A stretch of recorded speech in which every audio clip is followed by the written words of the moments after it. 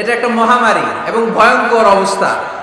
অন্যকে নিয়ে ব্যস্ত থাকা, অন্যকে সময় দেয়া। প্রিয় ভাইরা, স্রষ্টার দেয়া আমাদের জন্য সবচেয়ে দামি বিষয় হচ্ছে, আল্লাহর দেয়া সবচেয়ে দামি গিফট হচ্ছে আমাদের সময়।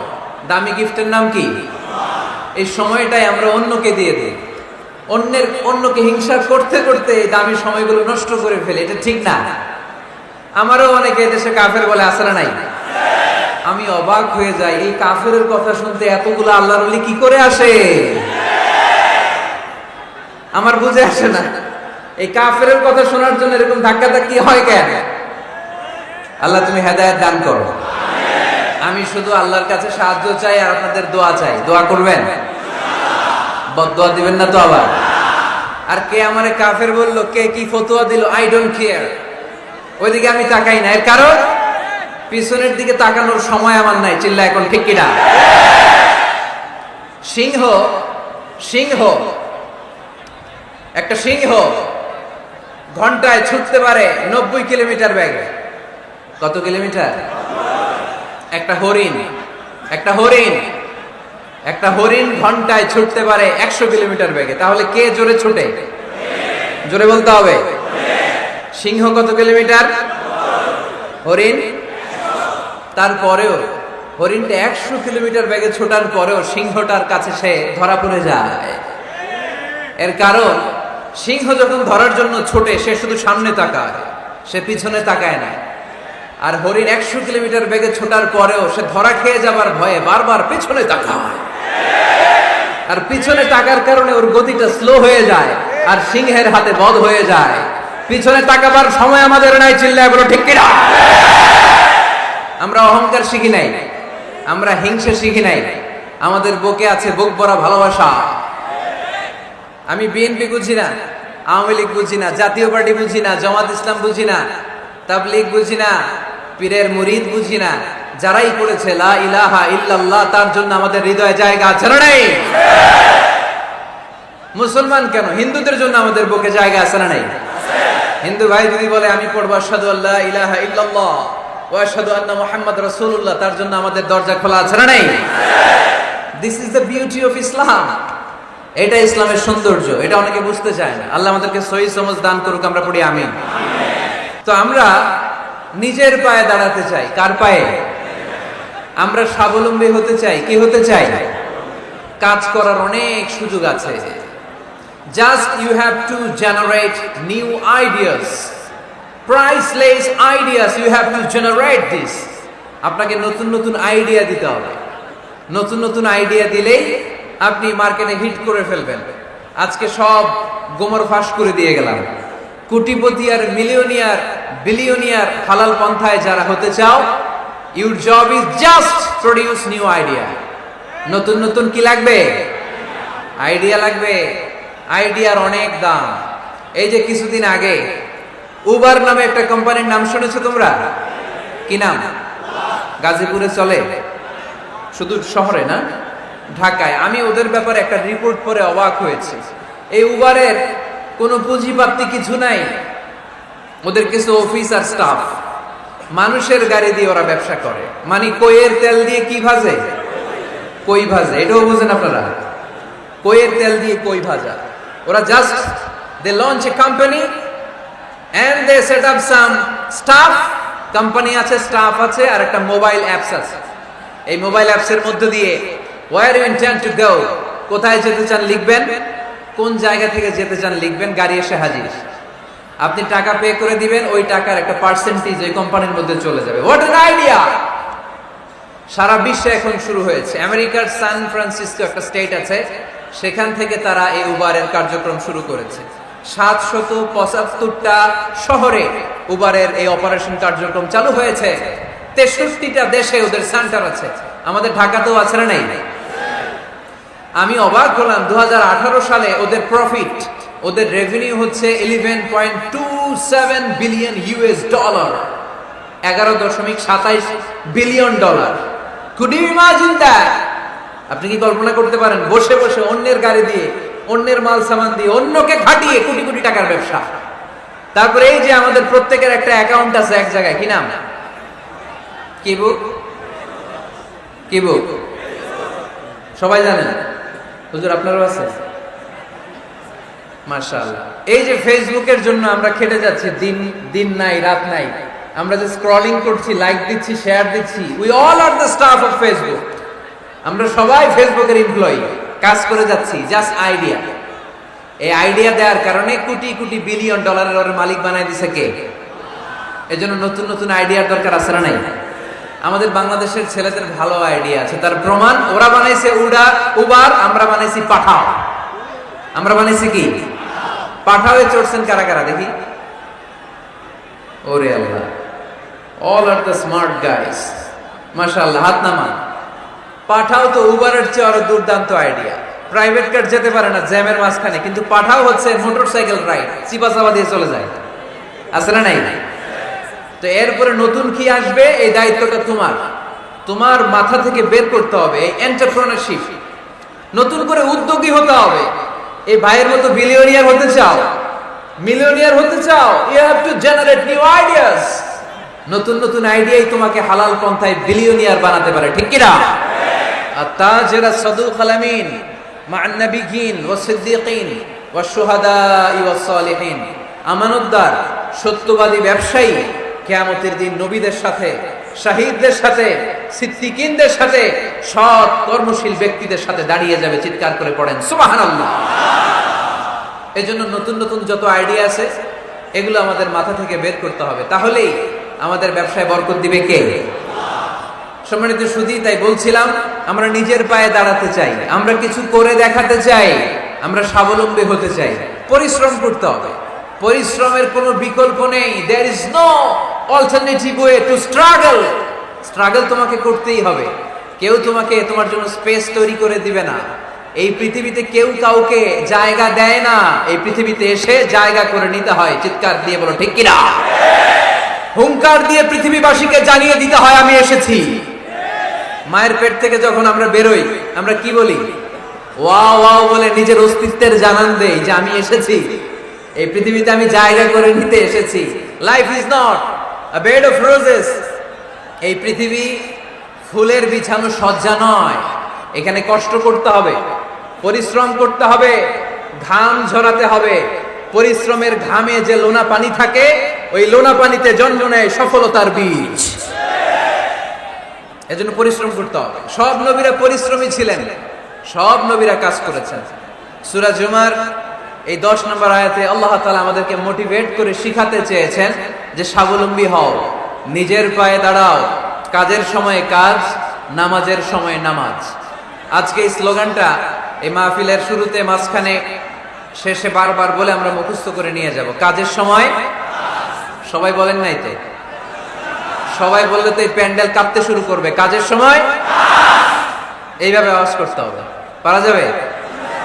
নামাজের সময়, কাজের সময়, নামাজের সময়, সিনেমা দেখার সময় দেখা যাবে না? কাজের সময়, নামাজের সময়, এটা মনে থাকবে? মুখস্থ করা যাবে তো?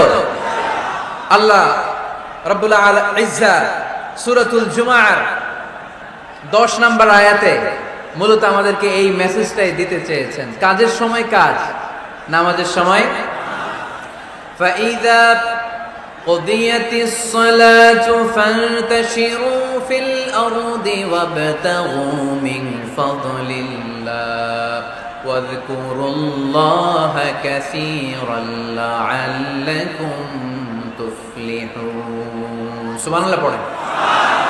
আল্লাহ বললেন যখন তোমাদের নামাজ শেষ হয়ে যায়, ফাইদা কুদিয়াতিস সালাতু, যখন সালাত শেষ হয়ে যায়, ফান্তাশিরু ফিল আরদি, জমিনে ছড়িয়ে পড়ো, ওয়াবতাগু মিন ফাদলিল্লাহ, আল্লাহর দেয়া ফজল তালাশ করো, রিজিক তালাশ করো, ওয়াযকুরুল্লাহা কাসীরান, আল্লাহর জিকির বেশি বেশি করো, লাআল্লাকুম তুফলিহুন, তোমাদেরকে সফল বানায়া দিবে কে? সিস্টেমটা খেয়াল করেন। ফাইদা কুদিয়াতিস সালাত, যখন সালাত শেষ, ফান্তাশিরু ফিল আরদ, when you are done with your salah, spread out to your workplace, তোমার কাজের জায়গায় চলে যাও। নাকি মসজিদে বসে থাকবেন? নামাজ শেষে কি করতে হবে? কাজের জায়গায় চলে যেতে হবে। এটা ইসলামের নিয়ম, এটা বিশ্বনবীর সুন্নাহ, এটা আল্লাহর দেয়া পদ্ধতি। ফাইদা কুদিয়াতিস সালাতু, যখন সালাত শেষ হয়ে যাবে, ফান্তাশিরু ফিল আরদ, জমিনে ছড়িয়ে পড়ো, আবতাগু মিন ফাদলিল্লাহ, আল্লাহর রিজিক তালাশ করো। জমিনের মধ্যে আল্লাহর ফাদাল আছে, রিজিক আছে, এই রিজিকগুলো তালাশ করো। মসজিদে বসে থাকলে এই ফদল বা রিজিক কি পাওয়া যাবে? যাবে না। মসজিদে ঢুকলে রহমত পাওয়া যায়। গাজীপুরের ভাইয়ের আওয়াজ তুলে বলেন, মসজিদে ঢুকলে কি পাওয়া যায়? এজন্য মসজিদে যখন আমরা ঢুকি, কোন পা দিয়ে ঢুকি?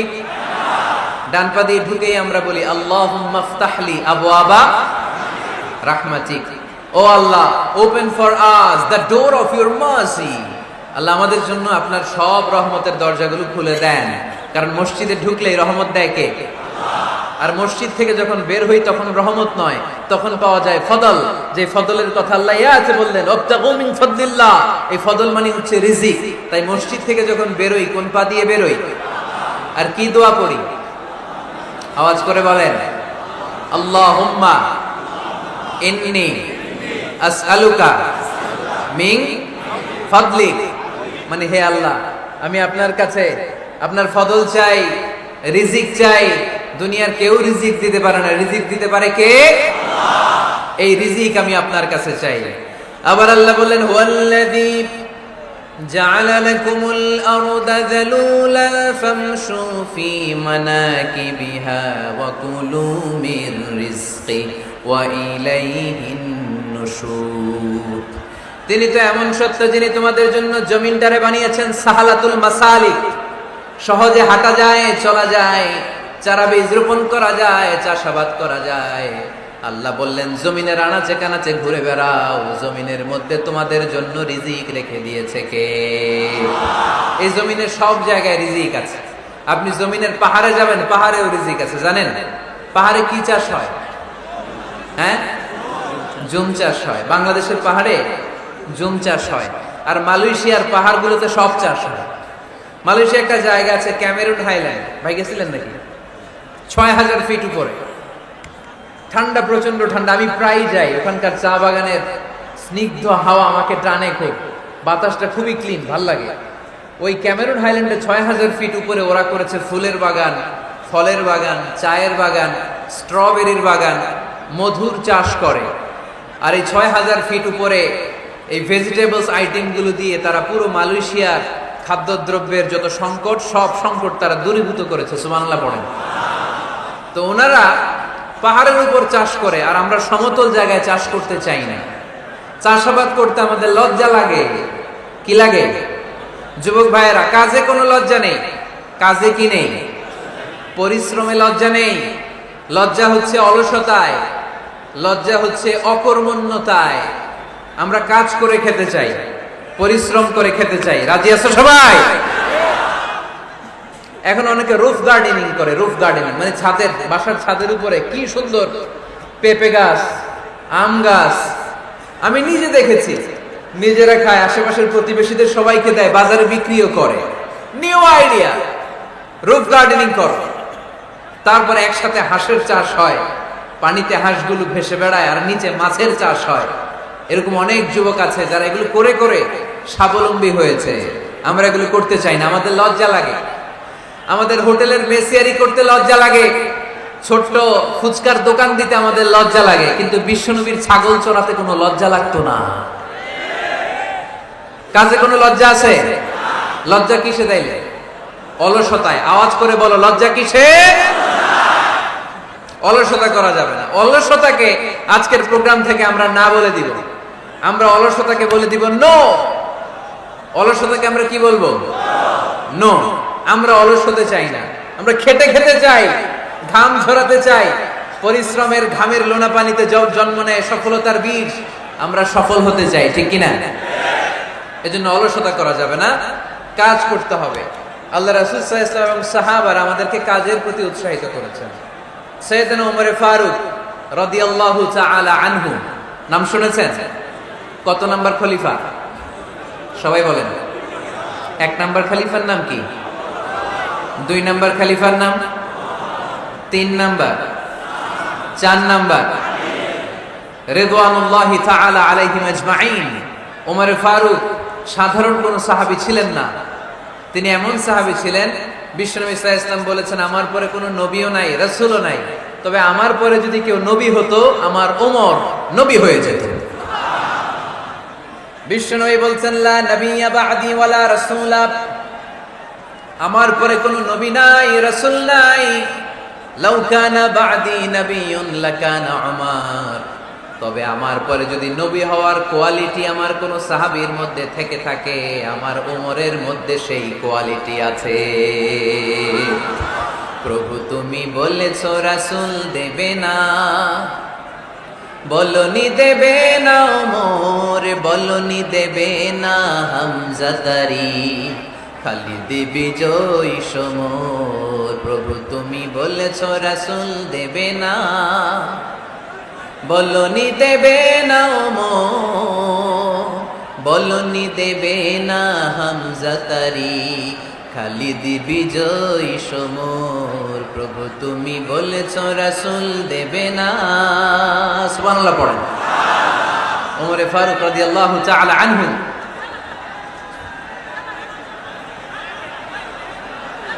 ভাইজান দোয়া করে দিই, কষ্ট হচ্ছে অনেক। শেষ করে দিব, আলোচনা শেষ করে দিব। আরো কয়েক মিনিট শুনবেন, শুনবেন শুনবেন তো বারবার এরকম আওয়াজ করলে কি শোনা যাবে? এই ছেলেরা, এই অডিও শোনো না তোমরা? অডিও, অডিওতে চেহারা দেখা যায় না। বসো, তোমরা অডিও শুনবে, এরা ভিডিও দেখবে। বসো, আওয়াজ নাই। আমি শুরুতেই বলেছি কানগুলো খরগোশের মতো খারাপ করে শোনো। অডিও রেকর্ডের মধ্যে কি চেহারা দেখা যায়? এখানে যারা দেখতে পান ওই দিকে তাকা, ওই যে ওখানে প্রজেক্টর আছে, আওয়াজ করা যাবে না। আলোচনার মাঝখানে বক্তাকে এত ডিস্টার্ব করলে বক্তা তার আলোচনার ফ্লো হারিয়ে ফেলে। সে কি বলছিল এটা সে ভুলে যায়। সে মাথার মধ্যে কি কি পয়েন্টস, কি কি মেসেজ গুলো শেয়ার করার জন্য সে আগাচ্ছিল এটা সে ভুলে যায়। এজন্য আর কয়েক মিনিট কথা বলবো, আর কষ্ট দিব না আপনাদেরকে, একটু চুপ থাকবেন। দ্বিতীয় খলিফার নাম কি ছিল? সবাই বলেন কি নাম? সাইয়েদনা ওমর ফারুক রাদিয়াল্লাহু তাআলা আনহু। উনারে মুনাফিকরা খুব ভয় পেত। কারা? মুনাফিক চিনেন তো? ভিতরে এক বাইরে আরেক, তার নাম? সবাই বলেন ভিতরে এক বাইরে আরেক, তার নাম মুনাফিক। ইউযহিরু খিলাফা মা ইউবতিন, আরবিতে কি বলে? ইউযহিরু খিলাফা মা ইউবতিন, প্রকাশ করে একটা, ভিতরে আরেকটা। ভিতরে এক বাইরে আরেক, তার নাম? সবাই বলেন ভিতরে এক বাইরে আরেক, তার নাম? আমরা কি মুনাফিক হতে চাই? এরা যখন যে সুবিধাজনক অবস্থানে থাকে তখন তার সাথে থাকে। ডান দিকে যে বলে আপনি ভালো, আমি আপনার দলের লোক। বায়ে যে বলে আরে না এটা খারাপ, আপনি ভালো, আমি আপনার দলের লোক। এরকম আছে না নাই? যখন যে ক্ষমতায় তখন তারে তেল মারে। যেদিকে বৃষ্টি আর তুফান ওইদিকে ছাতা ধরে। আছে না নাই? বাংলাদেশে একটা গান চলছিল কিছুদিন, শুনতাম, মধু হই হই বিষ হাবাইলা। সূরাতুল মুনাফিকুনের তাফসীর বোঝানোর জন্য এটা আমার জন্য খুব সহজ ছিল। মধু হই হই বিষ হাবাইলা। বলে মধু, বলে কি? বাটির মধ্যে নিয়ে আসছে, বলে এটা মধু, বলে কি? আসলে এটা কি? জোরে বলেন। আমরা কি মুনাফিক হতে চাই? না। আমরা কি হতে চাই? মুনাফিকরা হচ্ছে এদিকেও যায় না আবার ওদিকেও যায় না, মুযাবযাবিন। They all the time long in dilemma. They don't know where to go.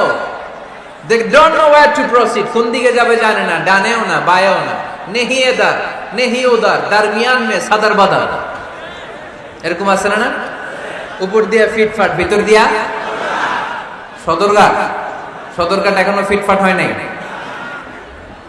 তো এই মুনাফিকের অবস্থা হচ্ছে উপরে ফিটফাট, ভিতরে সদরঘাট। আমরা কি মুনাফিক হতে চাই?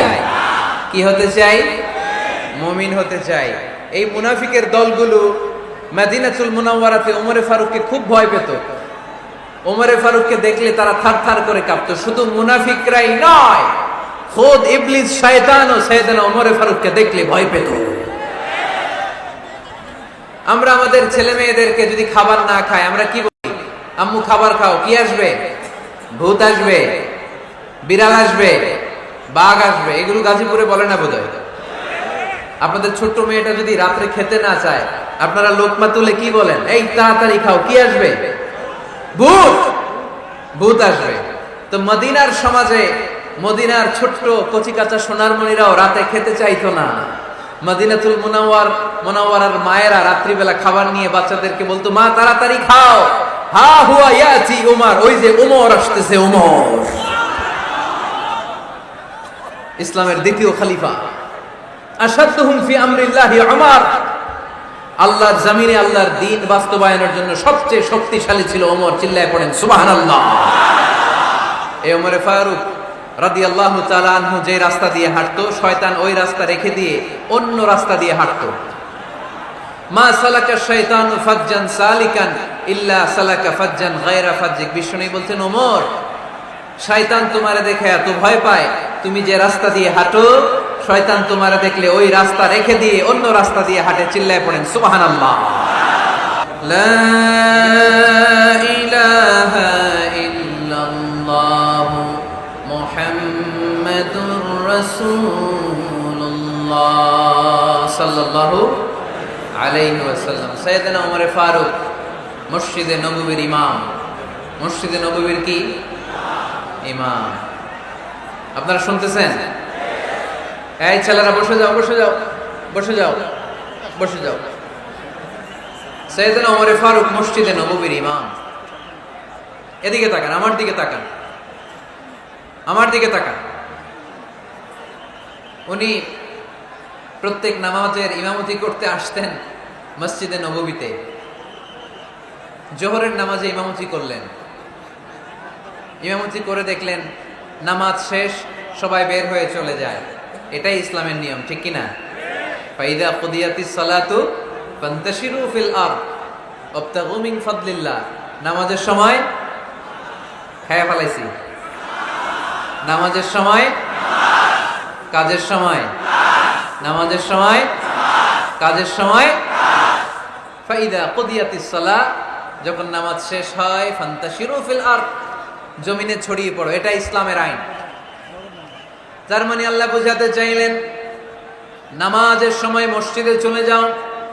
নামাজ যখন শেষ হয়ে যাবে, শিক্ষক চলে যাবে স্কুলে, কৃষক চলে যাবে ফসল খেতে, মেম্বার অফ দ্য পার্লামেন্ট চলে যাবে সংসদ ভবনে, ব্যবসায়ীরা চলে যাবে শপিং মলে, ঠিক কিনা?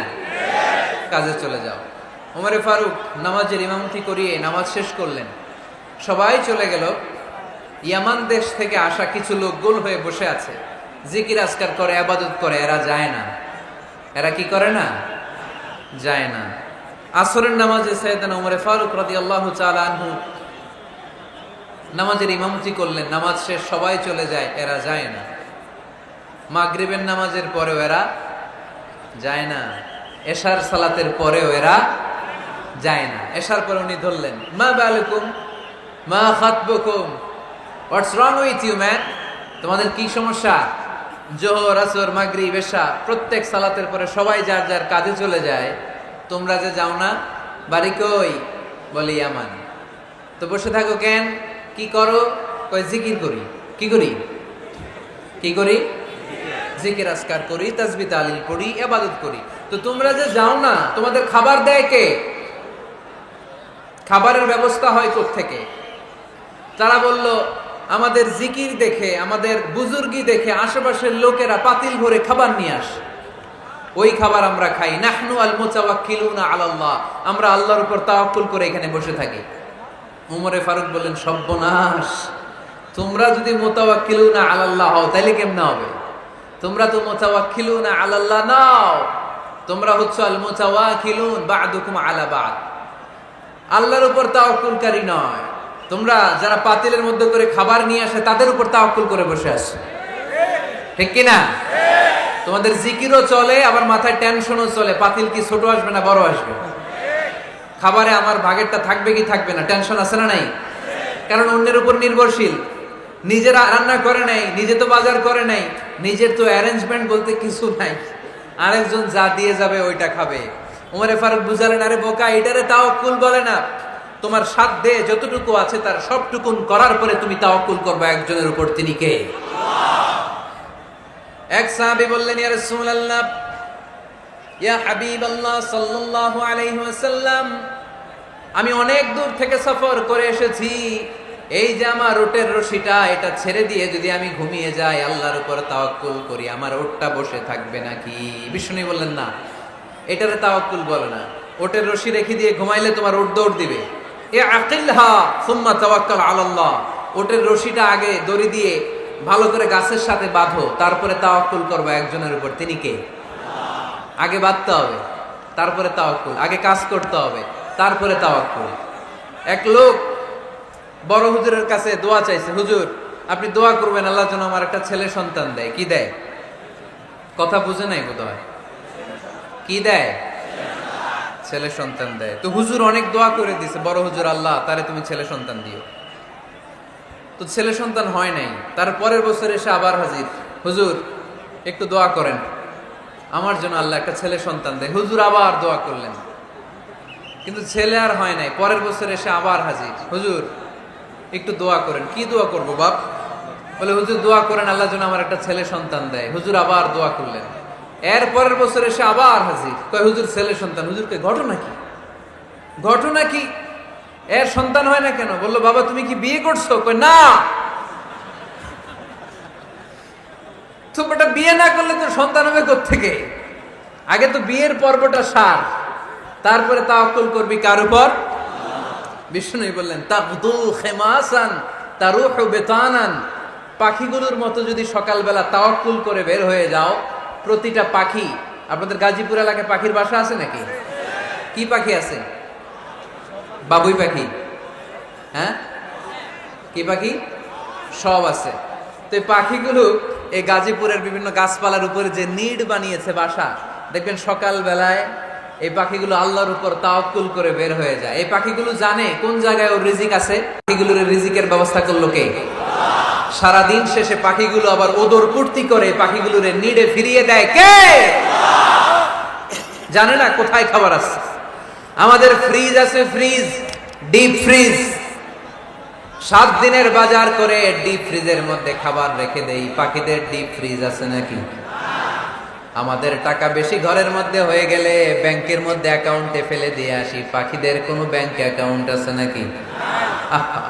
তারুহু তাগদু খিমাসান তারুহু বিতানান, সকালবেলা পাখিগুলো কিচির মিচির আল্লাহর জিকির করে বের হয়ে যায়। বিকেল বেলা প্রতিটা পাখির পেটে খাবার দিয়ে আবার ফিরিয়ে দেয় কে? এটার নাম তাওয়াক্কুল। ওমরে ফারুক বললেন, তোমরা যা করছো এটা তাওয়াক্কুল নয়। নামাজের পরে বের হয়ে যাবা, আল্লাহর জমিন যে আবাদ করবা, কৃষি কাজ করবা, ব্যবসা করবা, বাণিজ্য করবা, চাকরি করবা, আবার নামাজের সময় ঘরে আসবা। এর মাধ্যমে তোমার ঘরে যে হালাল রিজিকের ব্যবস্থা আল্লাহ করে দিবে, এটার নাম হলো তাওয়াক্কুল। পড়েন সুবহানাল্লাহ। গোটা জমিনটা আমাদের, গোটা জমিন আমাদের জন্য আল্লাহ দিয়েছেন। যেখানে যাবেন রিজিকের ব্যবস্থা আছে না নাই? আপনাদেরকে শোনাইছি না যে বাংলাদেশের পাহাড়ে কি চাষ হয়? ওখানে জুম রেখেছে আল্লাহ। মালয়েশিয়ার ক্যামেরুন হাইল্যান্ডে আল্লাহ ফলের বাগান, ফুলের বাগান রেখেছে। আবার আপনি সাগরের মধ্যে নামলে রিজিক আছে না নাই? কি আছে? মাছ। সুবহানাল্লাহ কইবেন না? ওয়ালাকাদ কাররামনা বানি আদম ফাহামালনাহুম ফিল বাররি ওয়াল বাহরি ওয়া রাযাকনাহুম মিনাত তাইয়্যিবাত। রব্বুল আলামিন বলেন, আমি পুরো বনি আদমকে সম্মানিত করেছি। জলে স্থলে সব জায়গায় মানব জাতিকে বিচরণের সুযোগ করে দিয়েছি। আর মানুষের জন্য আমি আল্লাহ হালাল রিজিকের ব্যবস্থা করেছি। সুবহানাল্লাহ পড়েন। হালাল রিজিকের ব্যবস্থা আল্লাহ করেছেন। এজন্য everyone should be energetic, everyone should be active. আমাদেরকে অ্যাক্টিভ হতে হবে, এনার্জেটিক হতে হবে। শ্রম করে করে, কষ্ট করে করে আমাদেরকে আগাতে হবে। স্রষ্টা আমাদেরকে একটা যুদ্ধে ঠেলে দিয়েছেন, সংগ্রাম করে করে আমাদেরকে বেঁচে থাকতে হয়, ঠিক কিনা? এই জমিনে যখন আমরা এসেছি তখনই আমি সংগ্রাম করেছি। বিশ্বাস করেন, একজন স্বামীর 1 ফোঁটা বীর্যের মধ্যে যদি 20 কোটি শুক্রাণু না থাকে, কয় কোটি? আরো জোরে। 20 কোটি শুক্রাণু যদি না থাকে, 20 কোটি বা 2 কোটি, শুক্রাণু যদি না থাকে তাহলে ওই শুক্রাণু থেকে কোনো মানব সন্তান মায়ের পেটে জন্ম নেয় না। তাহলে চিন্তা করেন, ওই 20 কোটি শুক্রাণুর মধ্যে আমি একটা শুক্রাণু, ঠিক কিনা? এতগুলো শুক্রাণু ডিম্বাণুকে আঘাত করে অ্যাক্টিভ হতে চেয়েছিল, ওই 2 কোটির মধ্যে বাকি সবগুলোরে হারিয়ে চ্যাম্পিয়ন হয়েছিলাম সেদিন মায়ের গর্ভে আমি। চিল্লায় বলো ঠিক কিনা? সেদিন আমার হাত ছিল না, সেদিন আমার পা ছিল না, আমার চোখ ছিল না, আমার রেসপিরেটরি সিস্টেম ছিল না, আমার ব্রেইন সচল ছিল না, আমার মামা ছিল না, আমার দাদা ছিল না, আমার গায়ে শক্তি ছিল না। ওই কঠিন পরীক্ষায় যদি 2 কোটি কম্পিটিটরকে আমি হারিয়ে বিজয় লাভ করতে পারি, এই জমিনের বুকেও আমার কেউ হারাতে পারবে না। চিল্লায় বলো ঠিক কিনা? আমরা এসেছি বিশ্বকে জয় করার জন্য, জয় করার জন্য। আবার যখন মায়ের পেট থেকে বের হই তখনও আমাকে সংগ্রাম করে বেরোতে হয়। এইখানে তোমরা আমার ছোট্ট সোনামণিরা সিজারে হয়েছো কারা কারা? দেখি সিজারে, যে হুজুর আমি সিজারে পৃথিবীতে এসেছি। হাত তোলো। কয়েকজন হাত তুলছে, মাশাআল্লাহ। ঠিক আছে, অসুবিধা নেই, হাত নামাও। এটা একটা প্রাকৃতিক নিয়ম। মায়ের পেট থেকে পৃথিবীতে আমরা এভাবে আসি। কেউ প্রাকৃতিক পদ্ধতিতে আসি, কেউ সিজারে আসি। যারা সিজারে আসছে তারা এই কষ্টটা সহ্য করে নাই, তাদের অন্য ধরনের স্ট্রাগল পৃথিবীতে আসার পরে। কিন্তু আমরা যারা নরমাল প্রসেসে এসেছি সেই সময়টার কথা খেয়াল করেন। আমাদের দেহের সাইজ অনেক বড়, আমাদের ওজন অনেক বেশি, কিন্তু আমাদের মায়ের যেই অঙ্গটা দিয়ে আমরা পৃথিবীতে এসেছি ওই জায়গাটা বড় সরু। খুব ছোট্ট একটা জায়গা দিয়ে এই বিশাল দেহ নিয়ে আমাকে সংগ্রাম করে আসতে হয়েছে, ঠিক কিনা? এবং এটা ল্যাবরেটরিক্যালি প্রুভড, সায়েন্টিফিক্যালি অ্যাটাস্টেড যে এটা একজন বাচ্চার জন্য, নবজাতক নিউ বর্ন বেবির জন্য খুবই স্বাস্থ্যকর, খুবই হেলদি। কারণ এই ছোট্ট জায়গাটা দিয়ে, মায়ের ওই ছোট্ট অঙ্গ দিয়ে আমরা যে পৃথিবীতে আসি, আমাদেরকে একটা চাপ সহ্য করতে হয়। ওই চাপের কারণে আমার নাকের ভিতরে, কানের ভিতরে যে ধরনের দূষিত গ্লিসারিন আছে, পদার্থ আছে, এগুলো সব বের হয়ে যায়। আর এই প্রচন্ড চাপটা আমাদের দেহটাকে কর্ম সহিষ্ণু হয়ে গড়ে তুলতে সাহায্য করে। কোন সুবহানাল্লাহ। নিয়ে আসুন এখানে, নিয়ে আসুন শেষের দিকে। এভিডেভিট নাই, পরে হবে। তাহলে আপনারা দায়িত্ব নিয়ে এভিডেভিট করবেন, শুধু শাহাদা পড়বে আমার হাতে। ঠিক আছে, ফাইন। সেই দিন আমরা স্ট্রাগল করে পৃথিবীর বুকে এসেছিলাম। যেদিন মায়ের পেট থেকে যুদ্ধ করে আমাকে পৃথিবীতে আসতে হয়েছে, ওই দিন আমার কান ছিল? এখনকার মতো কানের শক্তি ছিল? এখন যে হাতে শক্তি, ওই শক্তি ছিল? ওই কঠিন পরিস্থিতিতে যদি আমি সংগ্রাম করে টিকে থাকতে পারি, বর্তমান সময়ে আমাদেরকে কেউ আটকায় রাখতে পারবে না, পারবে না। ইন্নাকা কাদিহুন ইলা রাব্বিকা কাদহান ফামুলাকি। আল্লাহ বললেন, ও বনি আদম, তোমাকে কষ্ট করতে করতে আমার কাছে আসতে হবে। আবার আল্লাহ বললেন, লাকাদ খালাকনাল ইনসানা ফি কাবাদ। আমি বনি আদমকে, দুনিয়ার সবগুলো মানুষকে কর্মসহিষ্ণু করে তৈরি করেছি। সুবহানাল্লাহ বলেন। কর্মসহিষ্ণু। আমাদের এক একজন মানুষ যে আমরা কতটা কষ্ট আর ধৈর্য সহ্য করতে পারি আপনি কল্পনাও করতে পারবেন না। নর্মাল প্রসেসে আমাদের মা যেদিন আমাদেরকে ডেলিভারি দিয়েছিলেন, তখন আমাদের মা 57 ইউনিট প্লাস। সুস্থ মানুষ ব্যথা সহ্য করতে পারে 45 ইউনিট। কত ইউনিট? কিন্তু আমাদের মা যেদিন আমাদেরকে দুনিয়ার বুকে এনেছিলেন, সেদিন আমার মা, আপনার মা ব্যথা সহ্য করেছিল 57 ইউনিট প্লাস, 57 ইউনিটেরও বেশি। এই ব্যথাটা সাধারণ কোনো ব্যথা নয়। একটা অ্যাক্সিডেন্টে আপনার দেহের 20টা হাড় বা হাড়টি ভেঙে গেলে যত ব্যথা, তার চেয়েও বেশি ব্যথা আমার মা সহ্য করেছিলেন। আমার মাকে ওই দিন এই ব্যথাগুলো সহ্য করার তৌফিক দিয়েছিলেন কে?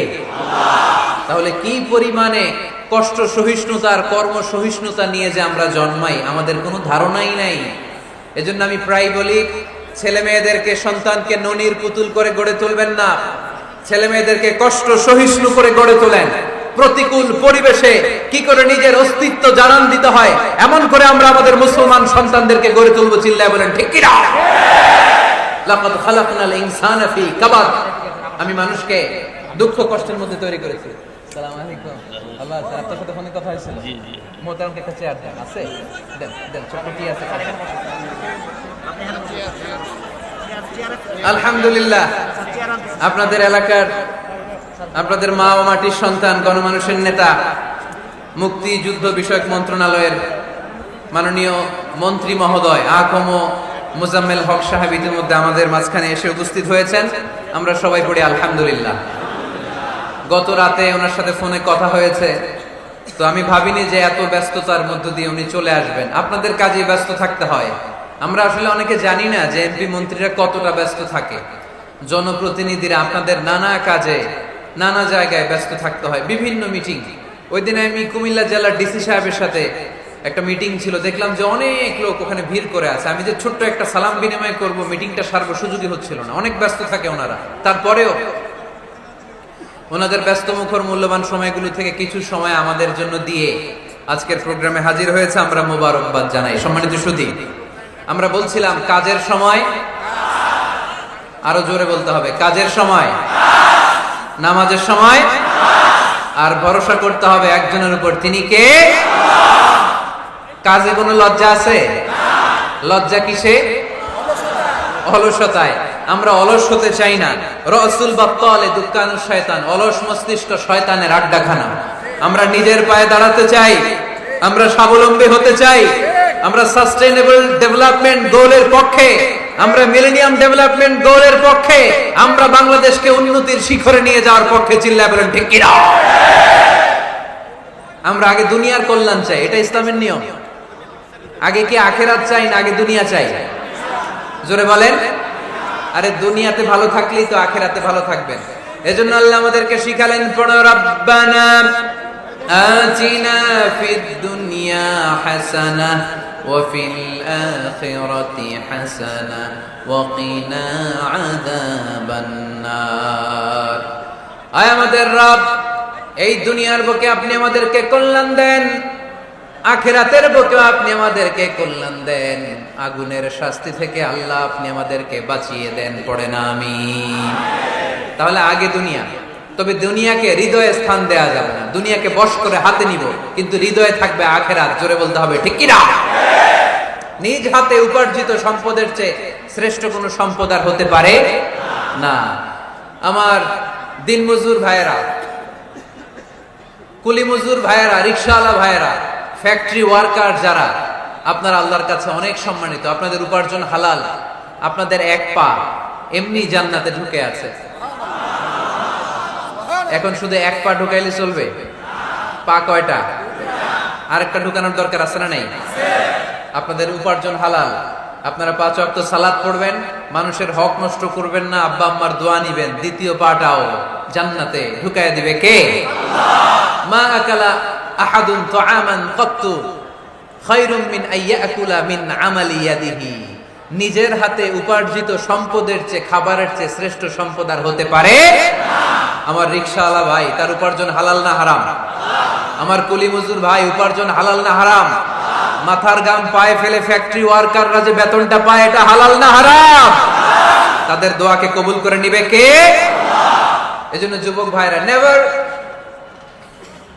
Underestimate any job. কোন জবকে, কোন চাকরিকে ছোট করে দেখার সুযোগ নাই।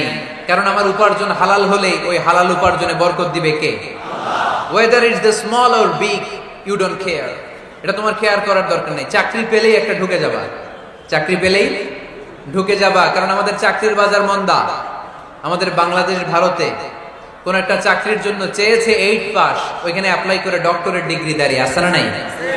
এত কষ্ট করে চাকরি পাওয়া পৃথিবীর কোথাও লাগে না। কারণ আমাদের পপুলেশন বেশি, তাই চাকরির জন্য আমাদের বসে থাকা লাগবে না। আমাদেরকে উদ্যোক্তা হতে হবে, আমাদের এন্টারপ্রেনার হতে হবে। শুরুতে যেটা বলেছিলাম, আমাদের আইডিয়াকে কাজে লাগাতে হবে, ঠিক কিনা? আর যাই করব আমরা ভালোভাবে করব। ভালোভাবে করলে ওই কাজে বরকত দেয় কে? ভালোভাবে করার জন্য আল্লাহ তাআলা সূরাতুল মুলকে আমাদেরকে গাইডলাইন দিয়েছেন। রব্বুল আলামিন বলেন, আল্লাযী খালাকাল মাউতা ওয়াল হায়াতা লিয়াবলুয়াকুম আইয়ুকুম আহসানু আমালা। তিনি এমন সত্তা যিনি তোমাদের তৈরি করেছেন, জীবন আর মৃত্যুকে তৈরি করেছেন এই জিনিসটা পরীক্ষা করবার জন্য। তোমাদের মধ্য থেকে কে ভালোভাবে কাজ করে? সুবহানাল্লাহ। কে বেশি আমল করে, আল্লাহ এটা বলছে, নাকি কে ভালো আমল করে? কথা কি বুঝতেছেন? যদি বেশি আমল করার কথা আল্লাহ বলতো, তাহলে এই আয়াতটা হতো লিয়াবলুয়াকুম আইয়ুকুম আকসারু আমালা। কিন্তু আল্লাহ কি এই আয়াতে আকসারু আমালা বলেছে? আলেম যারা আছেন তারা আমার সাথে সাথে বলেন, আল্লাহ কি আকসারু আমালা বলেছে? আল্লাহ কি বলেছে? লিয়াবলুয়াকুম আইয়ুকুম আহসানু আমালা, কে ভালো করে কাজ করে, উইথ প্রফেশনালিজম। আপনি যেটাই করেন না কেন আপনাকে প্রফেশনালিজমের সাথে করতে হবে, তাহলে ওই কাজে বরকত দিবে কে? ছোট হোক বড় হোক এটা কোনো সমস্যা? যাই করি না কেন কিভাবে করব? ভালোভাবে। আওয়াজ করে বলেন, কিভাবে করব? যে কোনো কাজ করো না ভাই, যে কোনো কাজ করো, তা যেন হয় সবার চেয়ে সবচেয়ে সুন্দর। যে কোনো কাজ করো না ভাই, যে কোনো কাজ করো, তা যেন হয় সবার চেয়ে সবচেয়ে সুন্দর। হোক না সেটা পড়া লেখা, রঙের ভাষায় ছবি আঁকা, হোক না সেটা পড়া লেখা, রঙের ভাষায় ছবি আঁকা, হোক না সেটা সামান্য কাজ কিংবা মহত্তর, তা যেন হয় সবার চেয়ে সবচেয়ে সুন্দর। যে কোনো কাজ করো না ভাই, যে কোনো কাজ করো, তা যেন হয় সবার চেয়ে সবচেয়ে সুন্দর। চিৎকার করে বলতে হবে, ঠিক কিনা?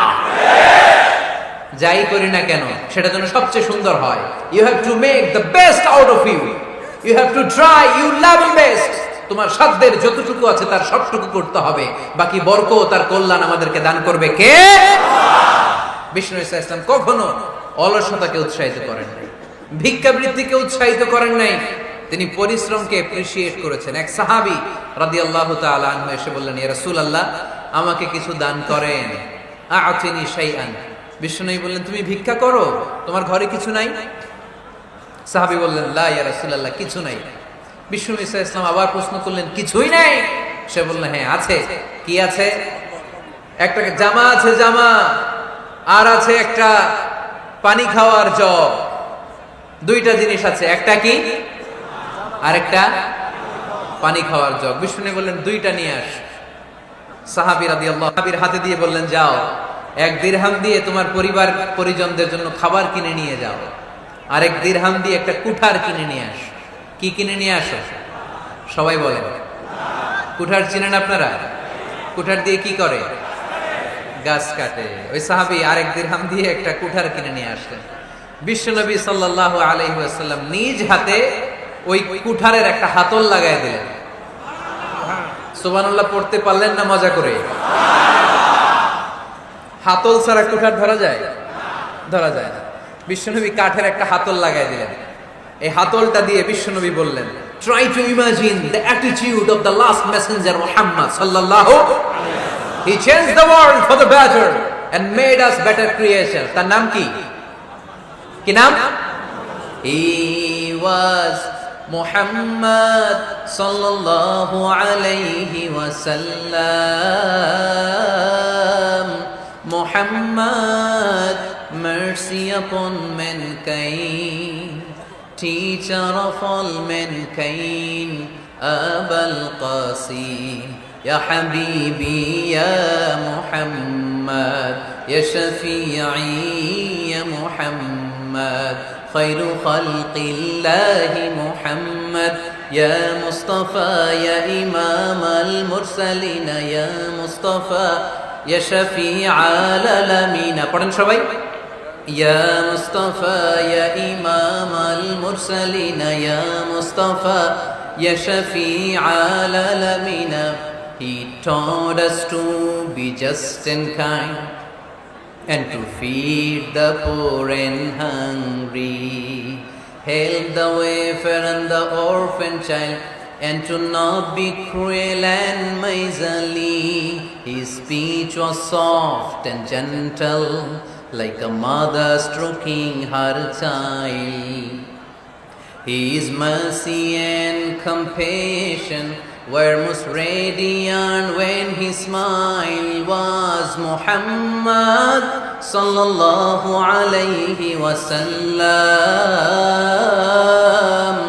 Muhammad, mercy upon mankind, teacher of all mankind, Abul Qasim, Ya Habibi, Ya Muhammad, ইয়া শাফিঈ ইয়া মুহাম্মদ খায়রু খালকিল্লাহি মুহাম্মদ। পড়েন সবাই। ইয়া মুস্তাফা ইয়া ইমামাল মুরসালিন ইয়া মুস্তাফা ইয়া শাফিআল আলামিন ইয়া মুস্তাফা ইয়া ইমামাল মুরসালিন ইয়া মুস্তাফা ইয়া শাফিআল আলামিন মুহাম্মদ। সুবহানাল্লাহ পড়েন। হি ওয়াজ মুহাম্মদ সাল্লাল্লাহু আলাইহি ওয়াসাল্লাম। বিশ্বনবী নিজ হাতে ওই সাহাবীর কুঠারের ভেতরে একটা হাতল লাগাই দিলেন। ঘটনা মনে আছে নাকি নাশিদ শুনে ভুলে গেছে? ঘটনা মনে আছে সবার? তিনি হাতল লাগাই দিলেন আর বললেন, যাও, গায়ে শক্তি আছে, তাগড়া যুবক, এই কুঠার নিয়ে জঙ্গলে যাও। জঙ্গলে যে কাঠ কাটো, লাকড়ি বানাও, বাজারে যে বিক্রি করো। লা ইয়াহতাতিবা আহাদুকুম হাজমাতান ফি যাহরিহি খায়রুম মিন আই ইয়াসআলা আহাদান ফায়ু'তিয়াহু আও ইয়ামনাহু। যাদের গায়ে জোর আছে, শক্তি আছে, পরিশ্রম করে লাকড়ির বোঝা পিঠে নিয়ে বাজারে বিক্রি করা অনেক ভালো কারো কাছে হাত পাতার চেয়ে। কারণ তুমি হাত পাতলে লোকজন তোমারে দিতেও পারে, নাও দিতে পারে, কিন্তু পরিশ্রম কখনো বৃথা যায় না। What is the moral of the story? রাসূল সাল্লাল্লাহু আলাইহি ওয়াসাল্লামের এই প্রফেটিক স্টোরি থেকে আমাদের শিক্ষা কি? বিশ্বনবী বললেন, যাও, কাঠ কেটে নিয়ে আসো। লা উরিদু আন আরাকা 15 আইয়াম, সামনের 15 দিন আমি যেন আমার চোখ দিয়ে তোমার আমার আশেপাশে ঘুরঘুর করতে না দেখি। সাহাবী চলে গেলেন, কাঠ কাটতে আরম্ভ করলেন, বাজারে বিক্রি করতে আরম্ভ করলেন। 15 দিনের ব্যবধানে 10 দিরহাম নিয়ে বিশ্বনবীর দরবারে ওই সাহাবী হাজির হয়ে গেলেন।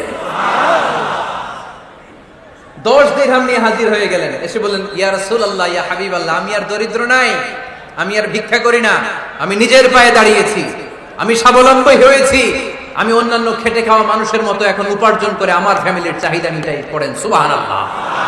What is the moral of the story? এই প্রফেটিক স্টোরি থেকে আমাদের জন্য শিক্ষা হচ্ছে, বিষ্ণু ঈসা ইসলাম চাইলেই ওই 2 দিরহাম দিয়ে বলতে পারতেন, যাও, এটা দিয়ে খাবার কিনে খাও। দুপুরবেলা খাইতো, রাত্রেবেলা আবার যাকাতের লাইন ধরতো। কথা কন?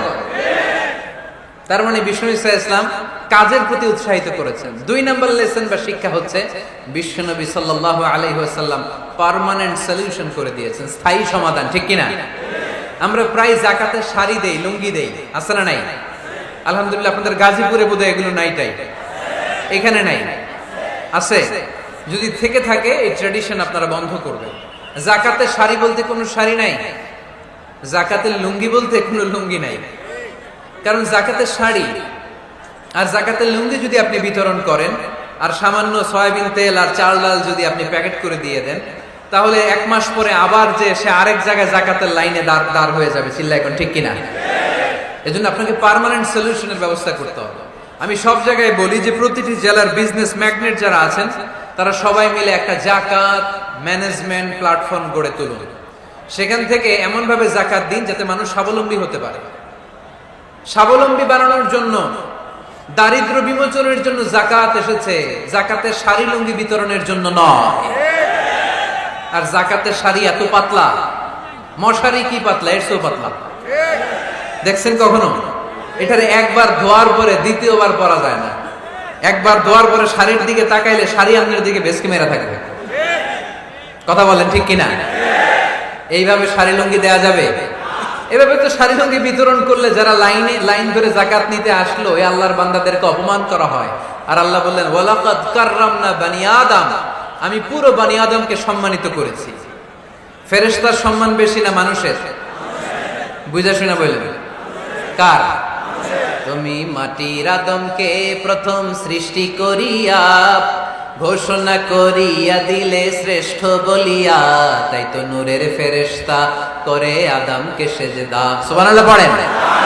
তাই তো নূরের ফেরেশতা করে আদমকে সেজদা, সবার চেয়ে সম্মান দিলে মাটির আদমকে। পড়েন, আল্লাহু আল্লাহু তুমি জাল্লে জালালুহু, শেষ করা তো যায় না গে তোমার গুণগান। আল্লাহু আল্লাহু, সুবহানাল্লাহ পড়েন। আহা, মানুষের মর্যাদা সবচাইতে বেশি। এজন্য যাকাত যারা নিতে আসে তাদেরকে অপমান করা যাবে না। এর কারণ জাকাত দিয়ে আপনি কোনো করুণা করেননি, বরং ওরা জাকাত নিয়ে আপনাকে এই ফরজ ইবাদত করার সুযোগ করে দিয়ে আপনার প্রতি করুণা করে গিয়েছে। আওয়াজ করে বলেন ঠিক কি না? অনেকে মনে করে আমি জাকাত দেই, আমি মনে হয় দয়া করছি, আমি মনে হয় করুণা করছি। আচ্ছা, যারা গরিব ওরা যদি জাকাত না নেয় ওর সমস্যা আছে? নিমু না জাকাত, কিন্তু আমি যদি বলি দিমু না, আমার খবর আছে না নাই? আমার জন্য দেয়া ফরজ, ওর জন্য নেয়া ফরজ না। তাই আমি দিয়ে করুণা করিনি, ও আমার কাছ থেকে জাকাত নিয়ে জাহান্নামের আগুন থেকে আমাকে বাঁচিয়ে ও আমাকে দয়া দেখিয়েছে।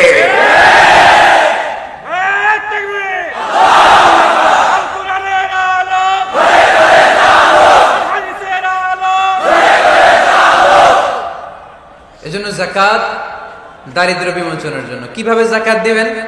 আপনি জাকাতের টাকা দিয়ে খেয়াল করবেন, একটু ক্রস চেক করে নিতে হবে, ডবল চেক করে নিতে হবে। যেই ফ্যামিলিতে জাকাত দিবেন কর্মক্ষম উপার্জনের মতো করতে পারে এরকম ছেলে আছে কিনা, থাকলে ওর একটা অটো রিকশা কিনে দেন, সিএনজি কিনে দেন, ওই সিএনজি চালিয়ে ওর ফ্যামিলিটা দিব্যি চলে যাবে, ঠিক কিনা? ওর একটা অস্ট্রেলিয়ান গাভী কিনে দেন, ওই গাভীর দুধ বিক্রি করে ফ্যামিলিটা স্বাবলম্বী হয়ে যাবে, ঠিক কিনা? লক্ষ্মীপুরে আমি ওয়াজ করলাম, বললো হুজুর আমরা এইভাবে একটা জাকাত ম্যানেজমেন্ট প্ল্যাটফর্ম গড়ে তুলেছি, এখানে আমরা টাকা জমিয়ে জমিয়ে আমাদের এলাকার যে সমস্ত ছেলেগুলো কর্মক্ষম, তাদের ঘরে টাকা পয়সা নাই, আমরা জাকাতের টাকা দিয়ে ওদেরকে প্রবাসী বানিয়ে দেই, বিদেশে পাঠিয়ে দেই। ওর কষ্ট অর্জিত সম্পদ দিয়ে ওর ফ্যামিলি এখন দেদারসে চলছে, কোনো জাকাতের লাইনে যে তারা নিজেদেরকে আর অপমান বোধ করছে না। এইভাবে জাকাত দিতে হবে। দিলটার একটু খোলেন, হাতটার একটু খোলেন, তাহলে হৃদয়টারে খুলে দিবে কে?